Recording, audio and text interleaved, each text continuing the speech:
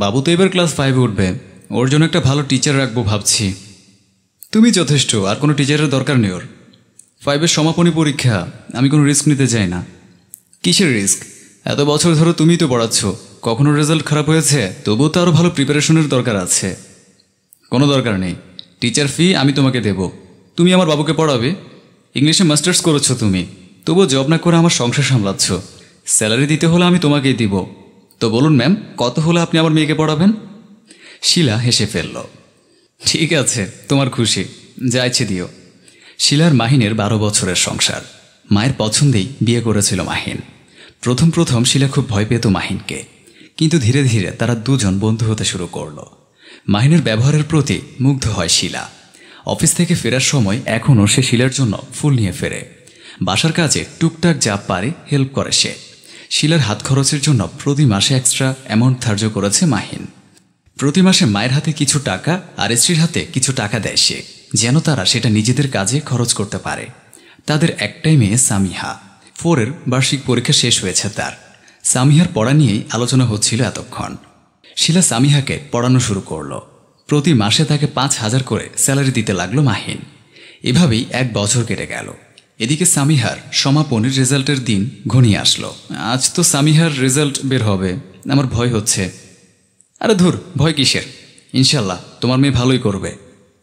কিছুক্ষণ পর result publish হতেই সামির স্কুল থেকে কল করল তার টিচার। তিনি জানালেন সামিহা ফার্স্ট হয়েছে পুরো জেলায়। ফোন রেখেই শিলা খুশিতে কান্না করে দিল। কি হয়েছে, ফেইল? না, সামিহা পুরো জেলায় ফার্স্ট হয়েছে। দেখলেন ম্যাম, আমি তো আগে বলেছিলাম টিচার হিসেবে আপনি বেস্ট। এই বলে সে শিলার মাথায় হাত বুলিয়ে দিয়ে কংগ্রেচুলেশন জানায়। শিলার শাশুড়ি এসে বললেন, জলদি গিয়ে মিষ্টি কিনে আন। ন্যাপোলিয়ন বলেছিলেন, আমাকে একটা শিক্ষিত মা দাও, আমি একটা শিক্ষিত জাতি উপহার দেব। হাউসওয়াইফ বলেই তাকে অবহেলা না করে হাজব্যান্ড যদি তার প্রাপ্য সম্মানটুকু স্ত্রীকে দেয়, তখন সেই সংসারে উন্নতি আপনা আপনি ধরা দেয়। কোনো নারী যদি নিজের সংসারের কথা ভেবে চাকরি না করে, সংসারকে পেশা হিসেবে নেয়, তবে তাকে উচিত তার প্রাপ্য সম্মানী দিয়ে আর উৎসাহিত করা। 7 মাসের অন্তঃসত্ত্বা লীরা সারাদিন বাসায় একা একা থাকে। কাজের মেয়ে স্বপ্না ভারী কাজগুলো করে। স্বামী স্ত্রী দুজন শহরের একটা ফ্ল্যাটে থাকে। লীরার স্বামী মুগ্ধ সারাদিন থাকে অফিসে, আর লীরা বাসায় একা একা সময় কাটায়, সংসারের টুকটাক ছোটোখাটো কাজকর্ম করে। কিন্তু আজকাল লীরার শরীরটা খুব ভালো যাচ্ছে না। বিকেলে লীরা শুয়েছিল বিছানায়, এমন সময় পাশের বাসার ভাবি খাদিজা আসলো। কাজের মেয়ে স্বপ্না গিয়ে দরজা খুলল। খাদিজা এসে লীরার পাশে বসল। খাদিজা লীরার পেটের দিকে আর মুখের দিকে তাকিয়ে বলল, লীরা ভাবি, আপনার তো 7 মাস হয়ে গেল, কখন কি যে হয়ে যায় তা তো বলা যায় না। ভাইয়াকে বলেন না কেন অফিস থেকে ছুটি নিয়ে আপনার সাথে সাথে থাকতে? লীরা হাসি মুখে বলে, কেন ভাবি, ভারী কাজগুলো করার জন্য তো স্বপ্না আছেই, আমার দেখাশোনা করছে মেয়েটা, আমার তো কোনো অসুবিধা হয় না। খাদিজা মুখ ভেটকিয়ে বলল, ইস, কত দেখেছি এসব নামের কাজের মেয়েদেরকে। এরা বাসায় চুরি করে, জিনিসপত্র নষ্ট করে, আর ভুল ওষুধপত্র খাওয়ায় মাঝে মাঝে, কারণ ওরা অশিক্ষিত।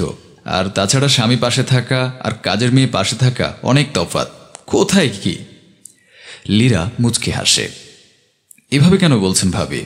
স্বপ্ন আমার বোনের মতো, ও আছে বলেই তো আমার সময় কেটে যায় সুন্দরভাবে, আমার যথেষ্ট খেয়াল রাখে, এটা ওটা বানিয়ে দেয় খাবারের জন্য। আর স্বপ্ন অশিক্ষিত নয়, আমি ওকে রোজ পড়াই, স্কুলে না গেলেও ও মোটামুটি সব পড়তে পারে। আর বড় কথা হচ্ছে স্বপ্না আমাদের বাসায়ই থাকে, চুরি করে জিনিসপত্র কোথায় নিয়ে যাবে? আমার বাসার জিনিস আমারই থাকবে। আপনি এসব বিষয়ে মন্তব্য না করলে ভালো হয়। খাদিজা রেগে গিয়ে বলল, আপনার ভালোর জন্য বলছিলাম ভাবি, ভাই পাশে থাকলে আরও সুবিধা হতো আপনার। আর আপনি তো... খাদিজা কথা শেষ করার আগেই লীরার বমির বেগ পেল। দ্রুত বিছানা থেকে উঠে গিয়ে বেসিনে বমি করতে লাগলো। মুখ ধুয়ে এসে তোয়ালে দিয়ে মুছে নিল। খাদিজা আবার তাচ্ছিল্যের সাথে বলল, ভাবি, এই জন্যই বলেছি স্বামী পাশে থাকার প্রয়োজন অনেক। নাকি আবার ভাইয়ের বাইরে কোথাও সম্পর্ক টম্পর্ক আছে? এমন সময় বউয়ের খেয়াল রাখে না কেন? লীরা এবার রেগে গিয়ে বলল, চুপ করুন ভাবি, একটু বাজে কথা বলবেন না। আমার স্বামী আমার খেয়াল রাখে কিনা তা কি আপনি আমার চেয়ে ভালো জানেন? আমার স্বামী আমার খেয়াল রাখার জন্য কাজকর্ম ছেড়ে ঘরে বসে থাকলে আমার সংসার কি আপনি চালাবেন? শুনুন ভাবি, আমার স্বামী আমার যথেষ্ট খেয়াল রাখে। আমি সারা রাত ঘুমাতে পারি না বলে সেও আমার সাথে জেগে থাকে। আমার একটু সামান্য কোকানোর শব্দ শুনলেও মানুষটা হুমড়ি খেয়ে উঠে বসে, তাড়াহুড়ো করে জিজ্ঞেস করতে থাকে কি হয়েছে। সারা রাত 2 ঘন্টা ঘুমাতে পারে না উনি। আবার ঠিক 8টায় অফিসে যায়। ফেরার পথে আমার জন্য ফুল আনতে ভুলে যায় না কখনো। আমার ওষুধ শেষ হয়ে যাওয়ার আগেই ঔষধ এনে রাখে। আর আপনি তাকে নিয়ে যত সব আজে বাজে কথা বলছেন। এমন সময় মুগ্ধ এসে হাজির হলো। খাদিজা চলে যেতে চাইলেন, কিন্তু লীরা বাধা দিয়ে বলল, দাঁড়ান ভাবি, আরেকটা কথা শুনেন। আপনি যত চেষ্টা করেন অন্যের ঘরে অশান্তি বাড়াতে, তা কখনোই সম্ভব হবে না যদি বিশ্বাস ভরসা থাকে। নিজের সংসার টিকিয়ে রাখতে পারলেন না বলে কি মানুষের সংসারেও অশান্তি করবেন? খাদিজা এবার ভীষণ কষ্ট পেলেন, চোখে পানি ছলছল করছিল। মুগ্ধ এগিয়ে এসে লীরার মাথায় হাত বুলিয়ে বলল, কি হয়েছে লীরা, এত কড়া কথা শোনাচ্ছ কেন ভাবিকে? লীরা জবাব দেওয়ার আগে খাদিজা উত্তর দিল, আমারই ভুল হয়েছে ভাই, আমি না বুঝে ভাবিকে আজে বাজে অনেক কথা বলেছি, পারলে আমাকে মাফ করবেন, আসি। খাদিজা দ্রুত চলে গেল। মুগ্ধ লীরাকে জিজ্ঞেস করল, কি হয়েছে বলবে আমাকে? তোমার বিরুদ্ধে কোনো বাজে কথা আমি কারো মুখ থেকে শুনবো না, এসব আমার একদম সহ্য হবে না। যে বলবে তাকে আমি ছাড় দিয়ে কথা বলবো না।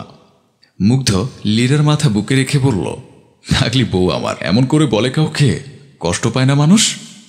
লীরা রাগী গলায় বলে, আমার কষ্ট লাগে না বুঝি তোমাকে নিয়ে কেউ বাজে কথা বললে? মুগ্ধ কিছু বলল না আর। লীরা একটু চুপ থেকে বলল, আজকে আমার খোপার ফুল কোথায়, নাকি আনো নাই? এই রে, আজকে তো একেবারেই ভুলে গিয়েছি। লীরা এবার রেগেই গেল। মুগ্ধের বুক থেকে মাথা উঠিয়ে বলল, যাও, আর কথাই নেই তোমার সাথে, আডি আডি আডি। এই বলে লীরা গাল ফুলিয়ে মুখ ঘুরিয়ে নিল। মুগ্ধ ফুলের মালাটা লীরার খোপায় গুজে দিয়ে বলল, ফুলের জন্য ফুল আনতে ভুলে যাব, এটা কি হয়? সারাক্ষণ তো মাথায় ঘুরতে থাকো, কি করে ভুলি? লীরা মুগ্ধকে জড়িয়ে ধরে বলল, ভালোবাসি তোমাকে ভীষণ। আমিও ভালোবাসি। স্ত্রীর যত্ন নেওয়ার মতো তৃপ্তি আর কোনোটিতেই নেই হয়তো। মেয়েরা সামান্য একটু জিনিসেই বড্ড অভিমানী হয়, আবার একটু ভালোবাসা পেলেই মোমের মতো গলে যায়। তাদেরকে ভালোবাসুন উজাড় করে এবং যত্ন নিন।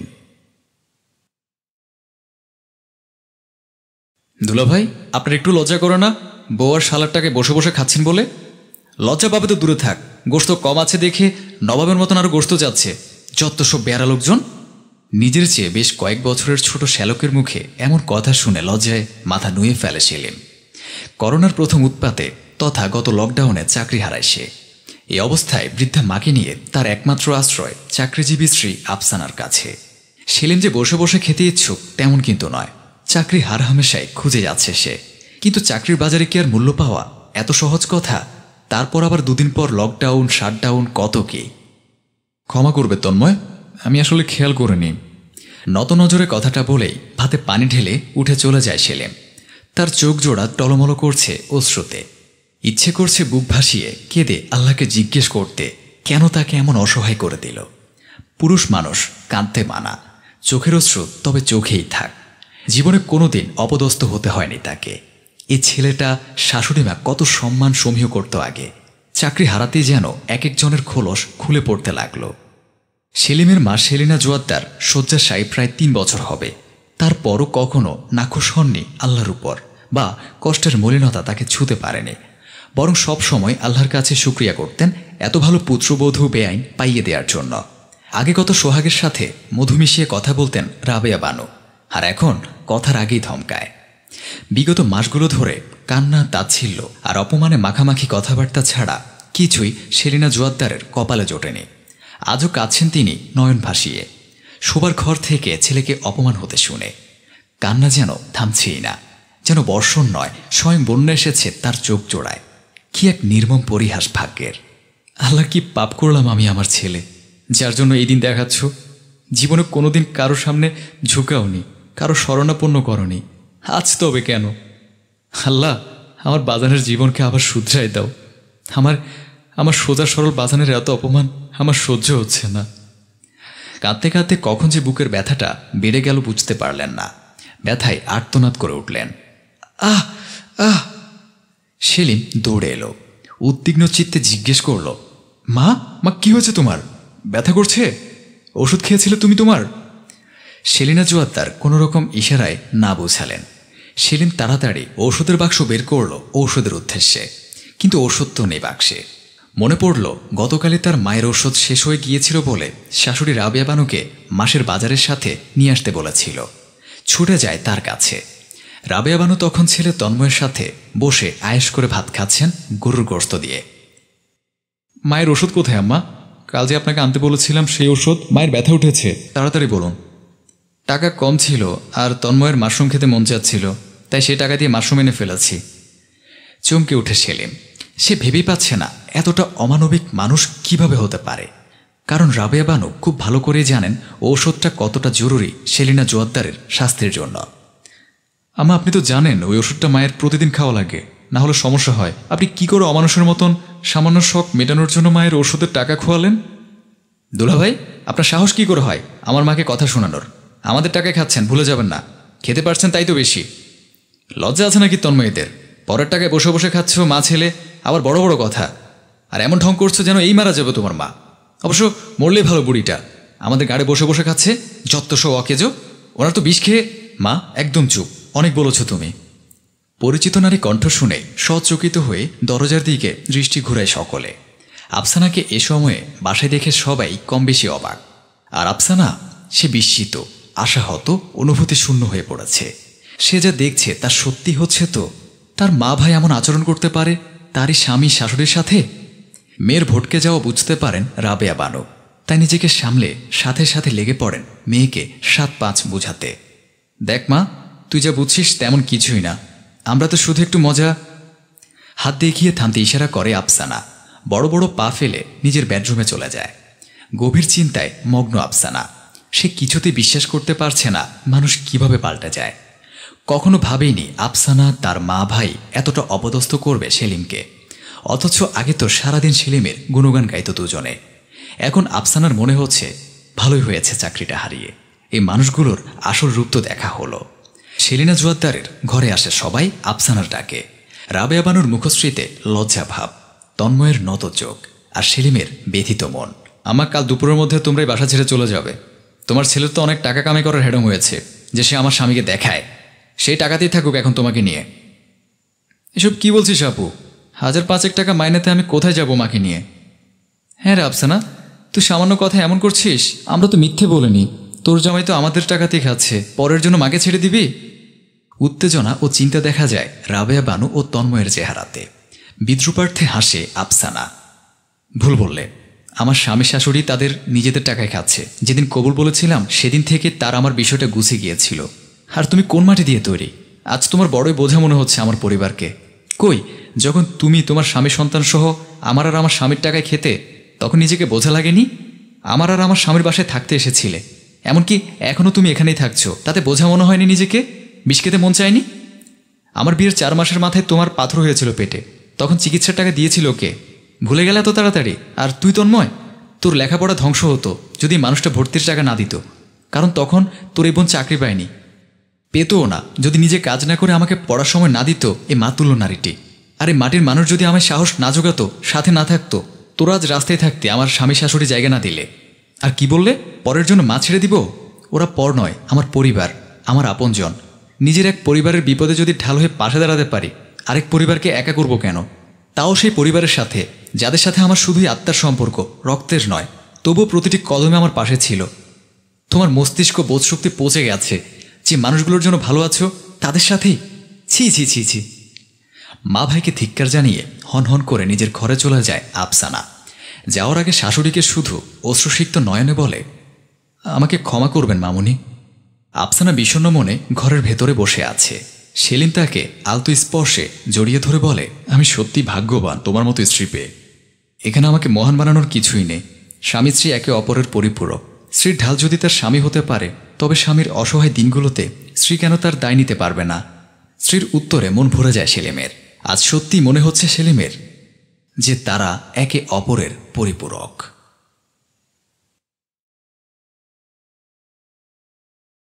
নীলার বিয়ে হয়েছে 6 মাস। নতুন বাড়িতে সে এখন বেশ ভালোই আছে। নীলার স্বামীর নাম আকাশ। আকাশ ব্যবসার কাজে বেশিরভাগ সময়ই অনেক ব্যস্ত থাকে, কিন্তু ব্যস্ত থাকলেও সে যতটুকু সময় পারে নীলাকে দেওয়ার চেষ্টা করে। আকাশ কলিং বেল বাজাতেই নীলা দরজা খুলে দিয়ে আকাশকে জড়িয়ে ধরে বলল, আসার সময় হলো তোমার তাহলে? সরি, তুমি তো জানো অনেক কাজ থাকে, কি করব বলো। নীলা দরজা থেকে সরে গিয়ে আবার সোফাতে বসে পড়ল। আকাশও গিয়ে তার পাশে বসল। কি হয়েছে, রাগ করলে বুঝি? না, রাগ করবো কেন? আমার জন্য তো তোমার সময়ই নেই। আজ কত তারিখ মনে আছে? কেন, কত তারিখ? আজ মে মাসের 7 তারিখ। আজ কি তা সত্যি তোমার মনে নেই? কেন, আজ আবার কি? প্রশ্নটি করেই আকাশের মনে পড়ল আজ নীলার জন্মদিন। তাদের বিয়ের পর আজ নীলার প্রথম জন্মদিন।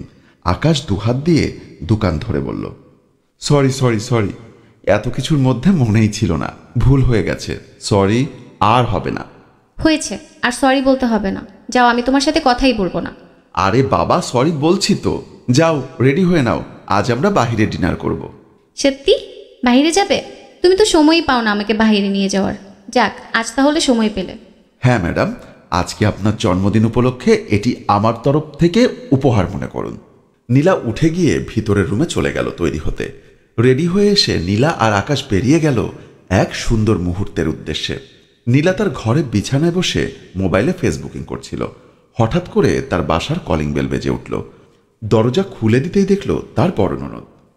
বড় আপা, আপনি আসুন আসুন, ভিতরে আসুন। আসুন বলতে হবে না, আমার ভাইয়ের বাসা, তুমি না বললেও আমি আসব। জি আপু, অবশ্যই। হয়েছে, সামনে থেকে সরো, আমি খুব ক্লান্ত। সাথী আর কোনো কথা না বলে হাতে বড় ব্যাগ নিয়ে একটি রুমের দিকে এগিয়ে গেল। রাতের বেলায় খাবার টেবিলে আকাশ, নীলা ও সাথী একসাথে খেতে বসল। আকাশ খেতে খেতে বলল, তা আপু, হঠাৎ করে চলে আসলে যে? কেন আসতে পারি না? আমাকে কি এ বাড়িতে আসতে হলে তোর পারমিশন নিতে হবে? না না, তা কেন? আসলে তুমি তো এভাবে কখনো আসো না। তোর দুলাভাইয়ের সাথে ঝগড়া হয়েছে, তাই চলে এসেছি। আমার পা ধরে যতদিন না নিয়ে যাবে ততদিন যাব না। আচ্ছা। সাথী এতক্ষণ সব শুনছিল। সে বলে উঠল, খাবার কেমন হয়েছে? খুবই ভালো হয়েছে, আজ খেতে বেশি ভালো লাগছে। ভালো না ছাই, মুখে দেওয়া যাচ্ছে না। আর তুই বলছিস খুব মজা। এত মজা হলে তোরাই খা, আমি আর খাবো না।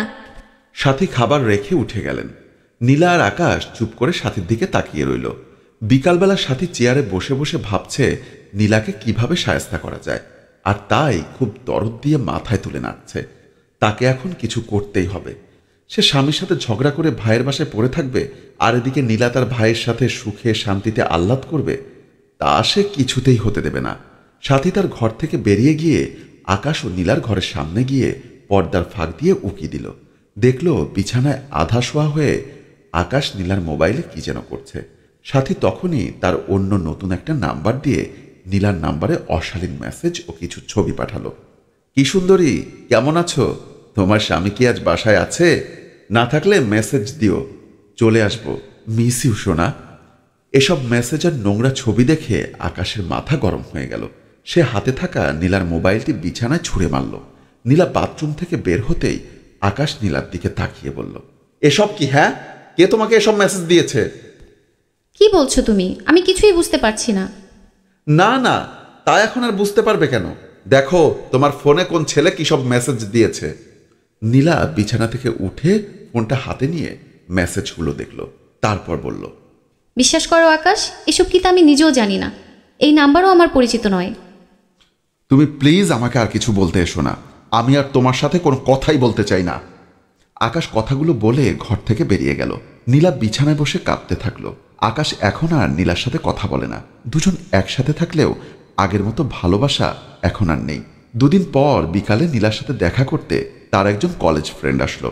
তখন বাসায় সাথীও উপস্থিত ছিল। সন্ধ্যায় যখন আকাশ ক্লান্ত হয়ে বাসায় ফিরল, তখন নীলা নিজের ঘরে।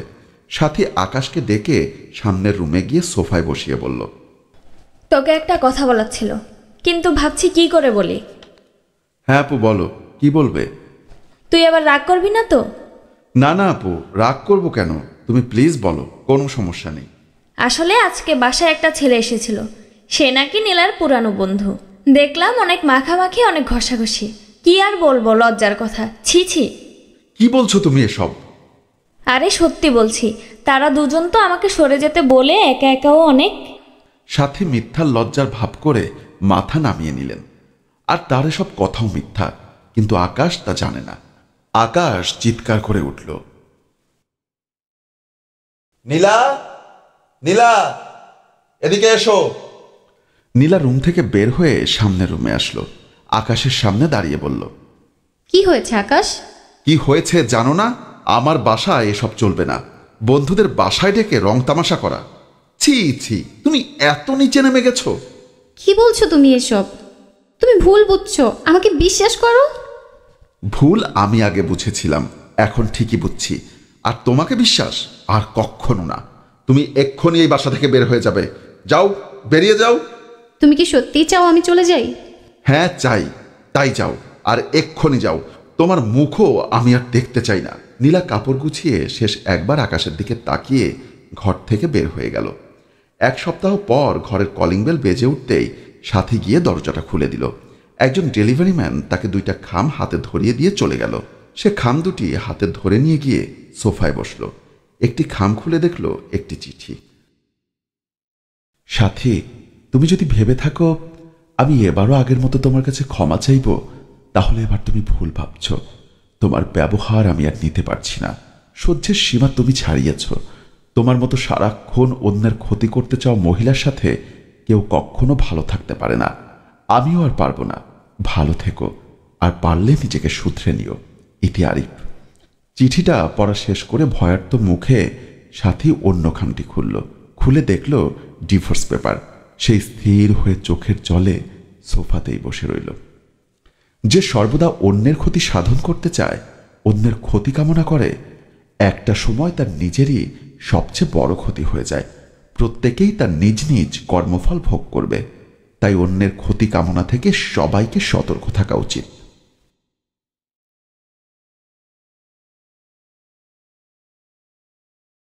সকাল থেকে মাথা তুলতে পারছে না নিশি। তার প্রেশার লো হয়ে যাওয়ার কারণে শরীরে দুর্বল লাগছে। বাসায় এতগুলো মানুষ, কারো ইচ্ছে হচ্ছে না নিশিকে একটা ডিম সিদ্ধ করে দিতে বা স্যালাইন বানিয়ে দিতে। নিশি তার স্বামী রাব্বিকে ফোন দিয়ে তার শরীর দুর্বলের কথা জানালে রাব্বি অফিস থেকে বিরক্তি সুরে বলল, তুমি উঠে কিছু খেয়ে নিতে পারছো না যে? আমাকে বললে আমি অফিস থেকে কি করব? চত্ব সব। এই বলে সে ফোন রেখে দিল। বসার রুমে তার শাশুড়ি রাজিয়া বেগম বসে আছে, সাথে শ্বশুর করিম সাহেব। নিশি স্যালাইন খাওয়ার পরও মাথা তুলতে পারছে না, আবার গিয়ে শুয়ে পড়ল। নিশি ভাবতে লাগলো, বিয়ের আগে যখন ওর একটু খারাপ লাগতো, তার মা কিভাবে তাকে যত্ন করে বিছানায় এনে খাওয়াতো। সে বিরক্ত হতো, কিন্তু শ্বশুরবাড়িতে খাওয়ানো তো দূরের কথা, কেউ সে জিজ্ঞেসও করে না কেমন লাগছে, যেন কোনো অপরাধ, অসুখ হওয়া। নিশির শরীর কয়েকদিন ধরেই খারাপ লাগছে, তাই সে মায়ের কাছে যেতে চেয়েছে। কারণ অসুস্থ হলে মেয়েরা শ্বশুরবাড়িতে মায়ের অভাবটা তীব্রভাবে বুঝতে পারে। কারণ ঘরের বউদের কেউ সেবা করার প্রয়োজন মনে করে না। বউরা বাধ্য অন্য কারো অসুখ হলে তার সেবা করার। রাব্বিকে নিয়ে নিশি ওর বাপের বাড়ি যাওয়ার কথা বলেছিল, কিন্তু নিশিকে ওর শাশুড়ি যেতে দেয়নি। বলেছে, এগুলো অসুখ না, সব অভিনয় করছে। এখানের কাজকর্ম ফেলে বাপের বাড়িতে গিয়ে উঠে বসে থাকার জন্য, আর কিছু না। এখানে আমাদের রেদে বেড়ে কে খাওয়াবে? সে বাপের বাড়ি গিয়ে বসে থাকলে? কেন, আমি আসার আগে কি আপনারা না খেয়ে থাকতেন? আর কথা বাড়াচ্ছ কেন? যাও। কাল রান্না করা আছে, তাই নিশি শুয়ে আছে। একটু পর রাজিয়া বেগম এসে বলল, সারাদিন শুয়ে আছো কেন মহারানীর মতো? তোমার বাবা কি 4টা কাজের লোক পাঠিয়েছে? মা, আমার খুব দুর্বল লাগছে, মনে হয় প্রেশার লো হয়ে গেছে, তাই শুয়ে আছি। আর রান্না তো করাই আছে। ঘরে তো খাবারের অভাব নেই, খাও। তখন আবার মানুষজন বলবে আমরা বউকে খাওয়াই না। উঠে ডিম খেয়ে নাও, আমাদেরও দাও, খাই আমরাও। বাবা, আমি মাথা তুলতে পারছি না, কিভাবে খাবো আর খাওয়াবো। শুয়ে আছো তাই বেশি খারাপ লাগছে, উঠে কাজ করো, ভালো লাগবে। নিশি দীর্ঘশ্বাস ফেলে। এদের প্রেশারের একটু সমস্যা হলে 3 দিন বিছানায় থাকে, আর নিশি কাজ করলে ঠিক হয়ে যাবে। ওঠো ওঠো, যাও রান্না করে যাও, ডিম সিদ্ধ করে ভুনা করে ফেলো দুপুরের জন্য। মাছে যা লবণ দিয়েছ খাওয়া যাচ্ছে না। নিশি কোনো মতে টলতে টলতে রান্নাঘরে গেল। ডিম সিদ্ধ দিয়ে পাশ ফিরেছিল, মাথাটা আবার ঘুরে ওঠায় ফ্লোরের পানিতে পড়ে আছাট খেল, সাথে সাথে পা ভেঙে গেল। বিকেলে রাব্বি অফিস থেকে ফিরে বলল, তোমার খারাপ লাগছে যখন রান্নাঘরে গেলে কেন? আরেকটা ঝামেলা বাঁধালে, খরচ। তখন নিশির শাশুড়ি রাজিয়া বেগম এগিয়ে এসে বলল, কাজ দেখাতে আর কি, আমাকে বললো তো হতো। মা, আমি কি বলিনি আমার শরীর ভালো লাগছে না? আপনি তো জোর করে আমাকে রান্না করতে পাঠালেন। আমি কি বুঝেছি নাকি তোমার মাথা ঘুরে পড়ে পা ভেঙে ফেলবে? নিশি আর কিছু বলার আগেই রাজিয়া বেগম তার ছেলেকে বলল, বৌমা কয়েকদিন ধরেই তো বাপের বাড়ি যেতে চাইছে, যা ওকে বাপের বাড়ি দিয়ে আয়। বাপের বাড়িও থাকা হবে, আর পা সুস্থ হলে তবে ফিরবে আর কি। নিশি অবাক হলো, তবে এটা প্রথম না, এমন অনেকবার হয়। যখন 2 দিনের জন্য যেতে চাইল, যেতে দেয় না বাপের বাড়ি। কিন্তু কোনো অসুখ হলে মাসের পর মাস বাপের বাড়ি পাঠিয়ে দেয়া হয় সুস্থ করার জন্য। যেন শ্বশুরবাড়ি কাজ করে অসুস্থ হলে সুস্থ করা শুধু মেয়ের মা বাবার দায়িত্ব। নিশি এবার রেগে গিয়ে বলল, না আমি যাব না, আমি এখানে থাকব। আমি তোমার ভালোর জন্য বলছি, মায়ের কাছে থাকলে বেশি আরাম পাবে। যখন গত মাসে সবার ভাইরাস জ্বর হয়েছিল, তখন আপনার যেমন হয়েছে আমার মায়েরও হয়েছিল। কই, আমি তো আপনাকে ছেড়ে মাকে সুস্থ করতে যাইনি, যেতে দেওয়া হয়নি। এখন কেন আমি যখন অসুস্থ হলাম তখন আমি মায়ের কাছে যাব? না, আমি এখানেই থাকব। মা তো ভালো কথাই বলেছে, বাপের বাড়ি যাও, সুস্থ হলে এসো, খরচ তো সব আমি দেব। তোমার মায়ের অসুখ হলেও কি তুমি তাহলে তোমার মাকে নানার বাড়িতে রেখে আসবে? উনি অসুস্থ হলে সবাই মিলে যেমন সেবা করো, আমাকেও করবে, কারণ আমি তোমাদের জন্য সবসময় করে আসি। আমারও তো ইচ্ছে আছে তোমাদের সেবা পাওয়ার। তাছাড়া আমি চলে গেলে তো তোমাদের চলে না, এখন কিভাবে চলবে? রাজিয়া বেগম বিরক্তি টেনে রান্নাঘরের দিকে গেলেন। রাব্বিও বিরক্ত। নিশি বিছানায় শুয়ে পড়ল, কারণ নিশি সবার জন্য এতদিন সেবা করে গিয়েছে। কিন্তু যখন তার ব্যাপার এলো, তখনই সবাই তার থেকে পিছন ছাড়াতে চায়। নিশি বসে থাকলে সবার কাজ করতে হবে। রাব্বিকে নিশির কাজ করতে হবে, ওর মাকে রান্নাঘরের কাজ করতে হবে। নিশি না থাকলেও এইসব করবে। কিন্তু সমস্যাটা আসলে ঘরের বউয়ের বসে থাকাটায়। ঘরের বউ সুস্থ হোক বা অসুস্থ, সে বসে থাকবে, অন্যরা কাজ করবে, এইটা এখনও কেউ স্বাভাবিকভাবে মানতে পারে না, যেন তারা কোনো সেবা পাওয়ার যোগ্যই না। বেলা 10টা বাজে। সাহেলা ঘুম থেকে এখনো ওঠেনি। রাতে মুভি দেখে সে এখনো বিছানায়। তখন সাহেলার শাশুড়ি আয়েশা বেগম দরজা ধাক্কা দিয়ে বললেন, বৌমা উঠো, আজ তোমার খালা শাশুড়ি আসবে, হাতে হাতে একটু কাজগুলো করো। সাহেলা বিরক্তি নিয়ে বলল, আসছি ফ্রেশ হয়ে। সাহেলা ব্রাশ করছিল, তখন সাহেলার মা তাহমিনা বেগম ফোন দিলেন। সাহেলা জানালো সে এখন ঘুম থেকে উঠেছে। তাহমিনা বেগম বলল, বেশ হয়েছে এতক্ষণ উঠেছিস, সকালে কাজটা ওরা করতে পারে না? আজ সকালে নাকি আবার ওনার বোন আসবে, আবার এক গাদা রান্নাবান্না, আর ভালো লাগে না। এক কাজ করবে, ওরা এলে কোন একটা অসুস্থতার ভান ধরে বিছানায় পড়ে থাকবে, নিজেরা সব করতে হলে আর আসতে বলবে না কাউকে। আচ্ছা রাখি তাহলে, আমি একটু তোর বড় খালার বাসায় যাব। খালা বলেছে যেতে, ওনার ছেলের বউয়ের রান্না খেতে। কেন, বাসায় রান্না নেই? আছে তো, একটু মজা আর কি, বোনের ছেলের বউয়ের রান্না খাওয়া। আর তোকে যা বলছি মনে রাখবে। আচ্ছা। সাহেলা ফ্রেশ হয়ে শাশুড়িকে রান্নাঘরের কাজে সাহায্য করতে লাগলো। রান্না বসালো। তখন কলিং বেল বাজতেই সাহেলার শাশুড়ি গিয়ে দরজা খুললেন। ওনার বোন খালাদা বেগম এসেছেন। দুজনে সোফায় বসে গল্প করছিল। সাহেলাকে চা দিতে বলল। সাহেলা চা নিয়ে এলো। এরপর রান্নাঘরে গিয়ে মায়ের দেয়া বুদ্ধিমতো সামান্য তেল ফ্লোরে ফেলল এবং তাতে নিজেই আছাড় খেল এবং জোরে চিৎকার করতে লাগলো। সবাই এসে সাহেলাকে তুলে ওর রুমে নিয়ে গেল। সাহেলার খালা শাশুড়ি বলল ডাক্তার আনতে। সাহেলা তখন বলল, মনে হয় পা মুচকে গেছে, একটু রেস্ট নিলে ঠিক হয়ে যাবে। আয়েশা বেগম সাহেলার ব্যাপারটা ধরতে পেরে রান্নাঘরে চলে গেলেন। সব রান্না শেষ করে বোনকে খেতে দিলেন। সবার খাওয়ার সময় সাহেলা নিজেই উঠে এসে খেতে বসলো সব তরকারি দিয়ে। খালাদা বেগম বুঝতে পারলেন তিনি আশাতে তার বোনের ছেলে বউ এমন একটা অভিনয় করল কাজ না করার জন্য। তিনি যাওয়ার আগে একটা দীর্ঘশ্বাস ফেললেন। এইদিকে সাহেলা খাওয়া দাওয়া করে বিছানায় আয়েশ করে শুয়ে তার মাকে ফোন দিল। আর যা যা করল সে মাকে হেসে হেসে বলতে লাগলো। তাহমিনা বেগম চুপ করে শুনছেন। তার মন খারাপ, কারণ নিজের বোনের বাসায় গিয়েও উনি এমন কিছু দেখেছেন। তার বোনের ছেলে বউ মুন্নি তাকে দেখে পেট ব্যথার ভান করে বিছানায় পড়ে রইল সারাদিন। তার বোনকে হাঁটুর ব্যথা নিয়ে সব কাজ করতে হয়েছে, তার জন্য রান্নাবান্না করতে হয়েছে। মেয়ের কথায় তিনি নিজের ভুলটা বুঝতে পেরেছেন। তিনি নিজের মেয়েকে খারাপ শিক্ষা দিয়েছেন। তেমনি হয়তো বোনের ছেলে বউকে তার মাও হয়তো একই বুদ্ধি দিয়েছেন। অন্যের জন্য গর্ত করলে সে গর্তে নিজেকে পড়তে হয়, এই প্রবাদ বাক্যটা যেন আজ প্রতিফলিত হলো।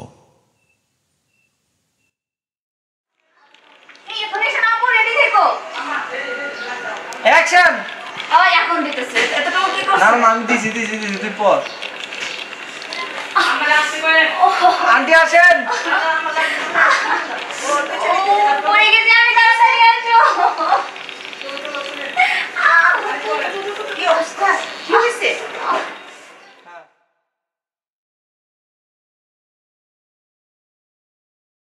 বৌমা, ও বৌমা, বলছি কি আর কত বেলা অবধি ঘুমাবে? কথাটা বলছেন রাহিলা বেগম। ছেলে আর ছেলের বউয়ের ঘরের দরজায় টোকা দিচ্ছেন। দরজা খুলে দিয়ে বলল, কি হয়েছে মা? কি আর হবে, বেলা কত হলো সেদিকে কি আর তোর বউয়ের খেয়াল আছে? ওর শরীরটা খারাপ, তাই আজ উঠতে দেরি হচ্ছে। শরীর খারাপ? কি হয়েছে? মাথা ব্যথা আর জ্বর। সারা রাত তো বেচারি মাথা ব্যথার কারণে ঘুমাতে পারেনি, সকালবেলার দিকে চোখটা বুঝল। তোর বউর সামান্য একটু মাথা ব্যথা, এই জন্য কি আমরা সবাই না খেয়ে মরবো? বলছিলাম কি দেখো না মা, একটু ম্যানেজ করতে পারো কি না? হায় আল্লাহ, এদিন দেখার বাকি ছিল আমার, এদিন দেখতে হলো আমাকে। আমার ছেলে ঘরে বউকে নিয়ে গল্প করবে, আর আমি কিনে অসুস্থ শরীর নিয়ে আগুনের কাছে গিয়ে তাদের জন্য রান্না করব। শুধু তো আজকের দিনটা মা, প্রতিদিন তো করা লাগে না, প্রতিদিন তো আফসানাই করে। ও, তুইও এবার এই কথা বললি যে তোর বউকে দিয়ে সব কাজ করায়, নিজে কোনো কাজে হাত দেই না? উফ মা, সব কথার উল্টো মানে বের করো কেন আমি বুঝি না। সকাল সকাল এগুলো ভালো লাগছে না, যাও তুমি তোমার ঘরে যাও। মায়ের কথা কি আর ভালো লাগে বাবা? সারা রাত যে বউ পানি পড়া দিয়েছে, ওই পড়া পানির রিয়াকশন মায়ের উপর না দেখালে কি হয়? মা তুমি কি শুরু করলে বলো তো? যাও, তোমাকে কিছু করতে হবে না, আমি হোটেল থেকে খাবার আনাচ্ছি। বউ সামান্য কিছু হলেই এখনকার ছেলেরা হোটেল থেকে খাবার আনতে চলে যায়। কত কি যে দেখবো, আর আমাদের সময় অসুস্থ শরীর নিয়ে কত কাজ করেছি, তার কোনো হিসেব নেই। কথাটা বলতে বলতে রাহিলা বেগম তার ঘরের দিকে চলে গেলেন। মাহমুদও এবার তার ঘরের দরজার সামনে থেকে ঘরের ভেতরে যেয়ে আফসানার কাছে বসল।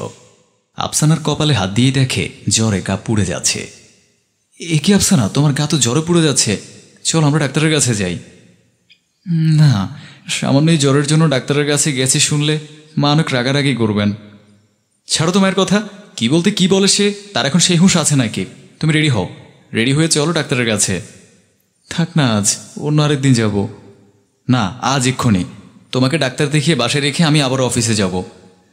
মাহমুদের জোরাজোরিতে আফসানা রেডি হয়ে গেল। তারা ডাক্তারের কাছে যাওয়ার জন্য বাসা থেকে বের হবে। তখনই মাহমুদের মা রাহিলা বেগম এসে বললেন, কি ব্যাপার, এখন কোথায় যাচ্ছিস তোরা? আফসানার গায়ে প্রচণ্ড জ্বর, এজন্য ডাক্তার দেখাতে যাচ্ছি। সামান্য একটু জ্বরের জন্য ডাক্তার দেখানোর কি মানে আছে বলতো? না বা খেলে তো সেরে যায়, শুধু শুধু যাওয়া আসার জন্য এক গাদা টাকা খরচ, আর ডাক্তারের কাছে গেলেই এক গাদা ওষুধ লিখবে, 1000 টাকা ফিস নেবে। তার থেকে ভালো বাসায় থেকে নাপা খাক। দেখেছিলে আমি বলেছিলাম না যাব না? আমাদের যাওয়া নিয়ে মা রাগারাগি করবে, কতগুলো কথা শোনাবে। আমি ঠিকই বুঝেছিলাম তুমি সবসময় আমার ছেলেকে আমার বিরুদ্ধে বিষিয়ে তোলো। আমি অনেক অসুস্থ মাহমুদ, আমার এসব ভালো লাগছে না, আমি ভেতরে গেলাম। এবার মাহমুদ তার মাকে বলল, মা তোমার সমস্যা কি? তুমি সব সময় এমন আচরণ করো কেন? এখন এসে এইসব কথা বলাটা কি খুব দরকার ছিল? কথাটা বলেই মাহমুদ আফসানাকে নিয়ে বেরিয়ে গেল। এর কয়েক মাস পরের কথা। আফসানার একমাত্র ননদ লিজা এসেছে তাদের বাসায় বেড়ানোর জন্য। লিজা বিবাহিত, ওর স্বামীর সাথে শহরেই থাকে। বছরে 2-1 বার বাবার বাড়িতে বেড়াতে আসে। এবার লিজা আসার সময় তার ভাবি আফসানার জন্য 2টা স্বর্ণের দুল এনেছে। দুলগুলো দেওয়ার জন্য তার ভাবিকে ডাকলো। ভাবি, ও ভাবি এদিকে আসো। জি আপু, কিছু বলবা? এই দেখো তোমার জন্য 2টা স্বর্ণের দুল এনেছি, কেমন হয়েছে? অনেক সুন্দর। তোমার পছন্দ হয়েছে তো? হ্যাঁ অনেক। আচ্ছা, দুলগুলো এবার থেকে সব সময় পরে থাকবে, সুন্দর লাগবে। আচ্ছা আপু। আপু আমি চুলের তরকারি বসিয়ে দিয়ে এসেছি, যে দেখি না হলে পুড়ে যাবে। আচ্ছা যাও। লিজার মা রাহিলা বেগম দরজে দাঁড়িয়ে সম্পূর্ণ বিষয়টা দেখলেন। তারপরে এসে তার মেয়েকে বললেন, কি দরকার ছিল বলতো ওই মেয়েটাকে সোনার দুল দেয়ার? দিয়েছি তো কি হয়েছে? আর ওই মেয়েটা বলছো কেন? ও তোমার ছেলের বউ। ওই হলো ছেলের বউ, তবুও তো পর। মা তোমার চিন্তাধারা দেখছি অন্যান্য শাশুড়িদের মতো। তোমরা কেন ছেলের বউকে আপন করতে পারো না এটা বুঝি না। তোমার বোঝা উচিত, তুমি যখন অসুস্থ থাকবে তখন ভাবি তোমার পাশে থাকবে, তোমার সেবা যত্ন সে করবে। আমি চাইলেও আমার সংসার ফেলে আসতে পারবো না। আর তোমার মতো একই আচরণ ঠিক আমার শাশুড়িও করে। তুমি যদি পরের মেয়েকে আপন করতে না পারো তাহলে পর কেন তোমার মেয়েকে আপন করবে? চিন্তাধারা বদলাও মা। লিজের কথাগুলো শুনে তার মা রাহিলা বেগম মাথা নিচু করে রইলেন। বোঝা যাচ্ছে তিনি তার ভুল বুঝতে পেরেছেন। পরের মেয়ে কখনো নিজের মেয়ে হয় না, এই ধারণা ভুল। আমরা এই ধারণা থেকে বেরিয়ে আসি আর বাড়ির বউকে ভালোবাসি, কারণ ভালোবাসা দিলেই ভালোবাসা পাওয়া যায়। ফোনের অ্যালার্মের শব্দে ঘুম ভেঙে যায় নিধির। এতক্ষণ তাহলে নিধি স্বপ্ন দেখছিল। ইস, কত সুন্দরী না ছিল অতীতের দিনগুলি। সময়টাকে যদি ধরে রাখা যেত তাহলে নিধি তার পূর্বের জীবনটাকে ধরে রাখত। এ রমজানে বাবা মাকে বড্ড মিস করছে নিধি। ঘুম ঘুম চোখে ফোনের স্ক্রিনের দিকে তাকিয়ে দেখে রাত 2:30 বাজে। সাহারি রান্না করতে হবে। পাশে আদ্র বেঘরে ঘুমাচ্ছে। নিধি ধীর পায়ে বিছানা থেকে নামে। চাল ধুয়ে কুকারে ভাত বসিয়ে দেয় নিধি। বিয়ের পর এটা নিধির প্রথম রমজান। ইফতার সাহারি রান্নার দায়িত্ব সে সামলে উঠতে পারে না। পান থেকে চুন খসলে শুনতে হয় বাবা মা কিছু শিক্ষা দেয়নি। ভাত বসিয়ে নিধি চোখে মুখে পানি দিয়ে ফ্রেশ হয়ে নেয়। হ্যাঁ, চোখে মুখে পানি দেওয়াতে ঘুম ঘুম ভাবটা একটু কেটেছে। তারপর ভর্তার জন্য পেঁয়াজ মরিচ কাটতে শুরু করে। শাশুড়ি ইফতারের সময়ই বলে দিয়েছেন আজ সাহারিতে বাহারি ভর্তা আর ভাত করতে। পেঁয়াজের ঝাঁজে চোখ জ্বলতে শুরু করেছে তার। ফলাফল চোখ দিয়ে পানি ঝরছে। এরই মধ্যে আমেনা বেগম উঠে আসেন। নিধিকে দেখে তিনি তিক্ত মন্তব্য ছুঁড়ে মারেন। আর মানুষ পেঁয়াজ কাটে না, ঢং। কথাটা নিধির হৃদয়ে গিয়ে ছুরির ন্যায় আঘাত করে। নিধি তো ইচ্ছে করে বা ন্যাকামো করে কাঁদছে না। ঝাঁজের প্রভাবে তার চোখ দিয়ে আপনা আপনি পানি ঝরছে। বাবা মায়ের একমাত্র মেয়ে ছিল নিধি। হঠাৎ শখের বসে রান্নাবান্না করা হতো তার। বলতে গেলে রান্নাবান্না ঘরের কাজ সম্পর্কে তার খুব কম ধারণাই ছিল। নতুন বিয়ের পর আস্তে আস্তে সে রান্নাবান্না ঘরের কাজ করা শেখে। প্রথম প্রথম কিছুই পারত না সে, যার দরুন শাশুড়ি ননদের কড়া কথা শুনতে হয়েছে তাকে। বরাবরই শান্ত স্বভাবের হওয়ায় নিধি কিছু বলে না, চুপচাপ থাকে। তবে মাঝে মাঝে তাদের কথা সহ্যের সীমার ঊর্ধ্বে চলে যায়। নিধি ভর্তা মাখায়। মরিচের জন্য তার হাত জ্বালা করছে, কিন্তু কিছুই করার নেই। এখন সে একটা বাড়ির বউ, আর বাড়ির বউদের হাত জ্বালা করতে নেই। সাহারি শেষ করে নামাজ পড়ে যে যার মতো ঘুমিয়ে পড়ে। নিধি কোরআন পড়ে জমিয়ে রাখা থালা বাসনগুলো মাজতে যায়।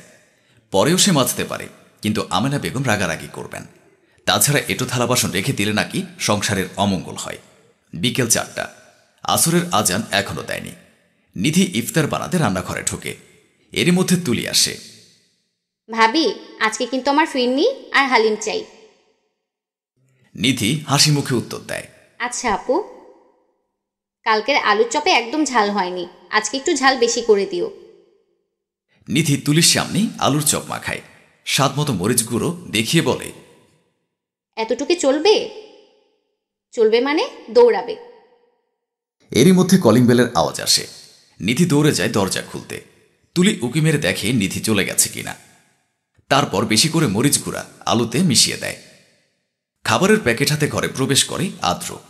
প্যাকেট দেখে নিধি আদ্রকে প্রশ্ন করে, এগুলা কি? হালিম। তুমি না হালিম খেতে চেয়েছিলে? আমি তো বানাতাম। একা হাতে আর কত কিছুই বানাবে, তুমিও তো মানুষ। আদ্র প্যাকেট হাতে ধরিয়ে ফ্রেশ হওয়ার জন্য চলে যায়। নিধি মুচকি হেসে প্যাকেটটা টেবিলের উপর রাখে। আমেনা বেগম পাশেই ছিলেন। নিধিকে উদ্দেশ্য করে তিনি বললেন, আমার মেয়ে না হয় একটু আবদার করেছে, তাই বলে বাইরে থেকে এনে খাওয়াতে হবে? কিভাবে না কিভাবে বানায় বাইরে। পাশের ঘর থেকে মায়ের কথা শুনে ফেলে আদ্র। সে বলে, আমি ভালো দোকান থেকে এনেছি আম্মা, চিন্তা করিও না। নিধি একা হাতে আর কত কী বা করবে। আমেনা বেগম ভেঙচি কেটে নিজের ঘরে চলে যান। নিধি রান্নাঘরে যায়। আলু তুলনামূলক বেশি লাল লাগছে তার কাছে, হয়তো মনের ভুল। নিধি এক চুলায় দুধ বসিয়ে আরেক চুলায় ভাজা পোড়া করে। তেলে আলুর চপ দেওয়ার সময় নিধির হাতে গরম তেলের ছিটে আসে। নিধি যন্ত্রণায় আহ করে ওঠে। প্রচণ্ড হাত জ্বলছে তার। অতীতের কথা মনে পড়ে যায়। প্রত্যেক রমজানে সে ভাবত শ্বশুর বাড়িতে গিয়ে শরবত বানাবে, অথচ সংসারের প্রায় সব কাজই তার করতে হয়। রমজানে এর চাপ আরও কয়েক গুণ বেড়ে গেছে। অল্প সময়ের মধ্যে বাহারি পদের ইফতার বানানো কম কথা নয়। শরবত তো আছে, মিষ্টি কম বেশি হলেই ননদ শাশুড়ির কটু কথা শুনতে হয়। রোজা রেখে কি সব কাজ নিখুঁতভাবে করা যায়? চোখের আন্দাজে তো আর সব করা যায় না। অজু করে এসে নিধি তাড়াহুড়ো করে শরবত বানাতে লেগে পড়ে। শরবত বানানো শেষ হওয়ার আগেই মাগরিবের আজান পড়ে যায়। আমেনা বেগম রাগারাগি করছেন, সব কাজে এত ঢিলামি হলে চলে?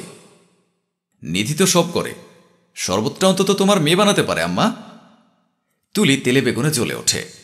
কি বললে ভাইয়া? আমি শরবত বানাবো? বানালে কি খুব ক্ষতি হয়ে যাবে? ইফতার তৈরিতে সাহায্য করা সওয়াবের কাজ। আলুর চপে পারতি মরিচের গুঁড়া মিশাতে পারিস, শরবত বানাতে পারিস না? আদ্রর কথা শুনে নিধি, তুলি, আমেনা বেগম সবার চোখ ছানা বড়া হয়ে গেল। আদ্র জানল কিভাবে তুলি আলুর চপে মরিচের গুঁড়া মিশিয়েছে। সবার প্রতিক্রিয়া দেখে আদ্র হাসে। আম্মা, তুমি ঠিকই বলেছিলে, তুলি আসলে বোকা। মরিচের গুঁড়ার জায়গায় যদি লবণ মিশাতো তাহলে হয়তো ওর হাত এত জ্বালা করত না। তুলি, আমেনা বেগম মাথা নিচু করে বসে আছেন। নিধি অবাক চোখে আদ্রর দিকে তাকিয়ে আছে। আলুর রং দেখে তার মনে সন্দেহ জেগেছিল। সে মনের ভুল ভেবে উড়িয়ে দিয়েছে। আদ্র আবার হেসে বলে, মনে রেখো আম্মা, তুলিও একদিন পরের বাড়ি যাবে। প্রকৃতি কোনো কিছুতে দায়বদ্ধ থাকে না। তোমরা নিধির সাথে যা করো তা কিন্তু তুলির সাথেও হবে। তুলি তো কোনো কিছুই করে না। নিধি তাও আগে শরবত বানাতো, আর এখন দেখো সে শরবত বানানো মেয়েকে দিয়েই তোমরা সব কাজ তো করাওই, আবার তাতে দোষ ধরতে ছলছাতুরির আশ্রয় নাও। আমেনা বেগম ভেবে দেখলেন ছেলে ভুল বলছে না। তিনি হাউমাউ করে কেঁদে, আমায় ক্ষমা করে দাও বৌমা। ছি ছি মা, আপনি এসব বলবেন না, আপনি তো আমার মায়ের মতো।